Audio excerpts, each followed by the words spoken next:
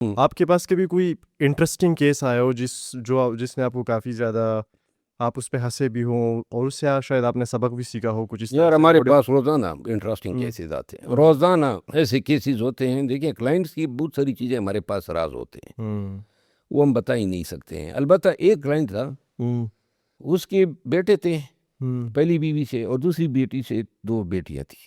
ہوں، اور دوسری بیوی ہمیشہ جو ہیں شوہر کی یہ ہوتی ہے نا، فیورٹ ہوتی ہے، ہوں، جوان ہوتی ہے، ہوں، اور ہر دوسرا شوہر جو ہے وہ لوٹا بننے کو تیار ہوتا ہے جب نئی شادی کر لیتے ہیں نا. یہ ہماری کلچر ہی ایسا ہے.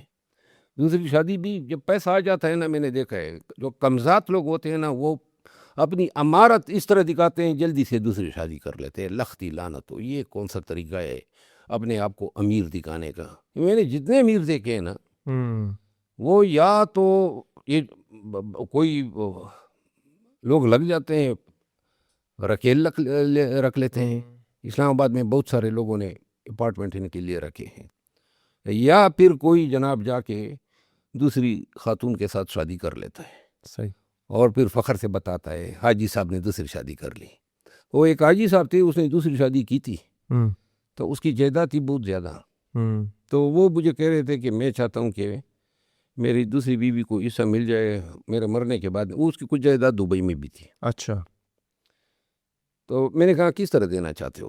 اس نے کہا جو کچھ جائیداد تو میں نے تھوڑی بہت ان کو پہلے سے دی ہوئی ہے، لیکن میں یہ چاہتا ہوں کہ میری وراثت میں جو ہے ان کو وہ حصہ ملے جو شرعاً ان کا بنتا ہے. اچھا، تو قانون میں ایک چیز ہے، ول اسے کہتے ہیں.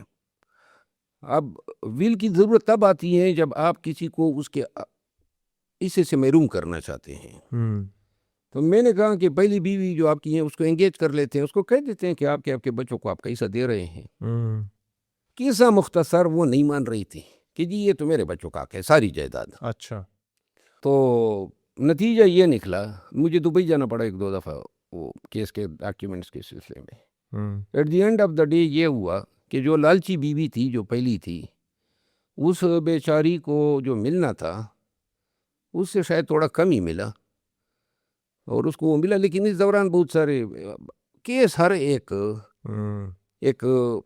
فیملی کیس میرے پاس آیا. اچھا، بنو میں تھا. اچھا، تو جب بھی کوئی فیملی جج کے پاس کیس آتا ہے تو وہ میاں بیوی میں سلح کی کوشش کراتا ہے، یہ قانون کی ریکوائرمنٹ ہے. اچھا، تو میں نے میاں بیوی کو بٹھایا اپنے چیمبر میں، ادھر میاں کا باپ اور چچا بیٹھے تھے، ادھر جو بیوی تھی اس کی ماں باپ اور بہن بیٹی ہوئی تھی. صحیح، تو میں نے پہلے تمید باندھ دی، مجھے اپنی وہ تمید آج بھی یاد ہے. میں نے کہا اللہ تعالیٰ نے یہ جو رشتہ بنایا ہے اس کے یہ تقدس ہیں، یہ ہیں، اس کے لیے قربانیاں دینی ہوتی ہے. اور ماشاءاللہ کتنے آپ معزز ہیں، مجھے پتہ نہیں تھا کتنے معزز ہیں، اور کتنے آپ معزز ہیں. ان دونوں کے خاندانوں کو میں نے بڑا معزز بنایا، اور آگے سے میں نے پھر یعنی موقع ان کو دیا کہ اب آپ بولے. تو بیوی کو میں نے کہا جی آپ بتائیں کہ آپ کیا مطلب ہے اس موقع پہ کہنا چاہتی. تو بیوی کا نام تھا، مجھے آج بھی یاد ہے، اس کا نام تھا پتاسی. اس کا نام پتاسی تھا. تو پہلی جو زبان سے اس کا لفظ نکلا، اس نے کہا یہ جو میرا میاں ہے اس کا سارا خاندان چلتا ہے. بھائی وہ میں نے کہا کس طرح چلتا ہے؟ کہتے ہیں سارا چلتا ہے، یعنی کہ یہ سارے چکلے والے ہیں. اچھا، اور پھر اس نے کہا اس کی بہن، اس کی فلاں، اس کی فلاں. وہ زبان نہیں تھی، کوئی گٹر تھا جو اچانک ابل پڑا. تو میں نے جب اس کو دیکھا نا، تو میں نے اس پہلا مقدمہ تھا جس میں میں نے میاں کو سنا ہی نہیں. میں نے کہا ہو گئی طلاق، اس کے بعد کچھ کہنے کی ضرورت ہی نہیں ہے. تو لہذا ایسے ایسے ایک آیا ایک آدمی، اس نے مجھے کارڈ دینا تھا، شناختی کارڈ. تو شناختی کارڈ میری طرف پھینکا تو نیا شناختی کارڈ تھا، اور شناختی کارڈ تیزی سے اڑتا ہوا کھٹ یہاں پہ مجھے لگ گیا، اور یہاں سے تھوڑا سا یہ نکل گیا خون. تو جب یہ ہوا نا تو مجھے بڑا غصہ آیا. میں نے کہا اس طرف پھینکتے ہیں آپ شناختی کارڈ؟ تو آگے سے بجائے اس کی کہ وہ یہ بتاتا، اس نے کہا میں نے اس لیے آپ کی طرف پھینکا کہ جلدی مل جائے. جلدی مل جائے؟ کوئی عید کا چاند تھا جو مجھے جلدی درکار تھا. تو میرے من میں آیا کہ اس کے ساتھ کچھ قانون کر لوں. تو میں نے کہا نہیں یہ لو واپس اور اس کو انسانوں کی طرح مجھے دو. تو وہ شناختی کارڈ اس نے واپس لیا اور اس نے دوبارہ پھینکا. یہ تو بہت ہی بدتمیز انسان تھا. وہ نہیں اس دفعہ اس نے سلو پھینکا, اچھا. دوبارہ بھی اسی طرح وہ آ کے ادھر ناک پہ لگ گیا. تو میں نے کہا یار تم تو بڑے مطلب کوئی بےہودہ آدمی ہو. نشانہ باز تو نہیں تھا پروفیشنل. نشانہ باز نہیں تھا. دوسری دفعہ اس نے صحیح پھینکنا چاہا لیکن پتہ نہیں ناک ہی ہماری کوئی آگے آ گئی.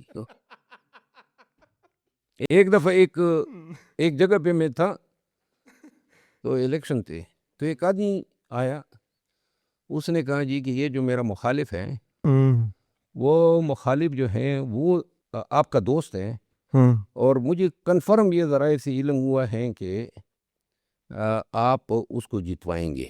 اچھا. اور مجھے ڈسکوالیفائی کریں گے.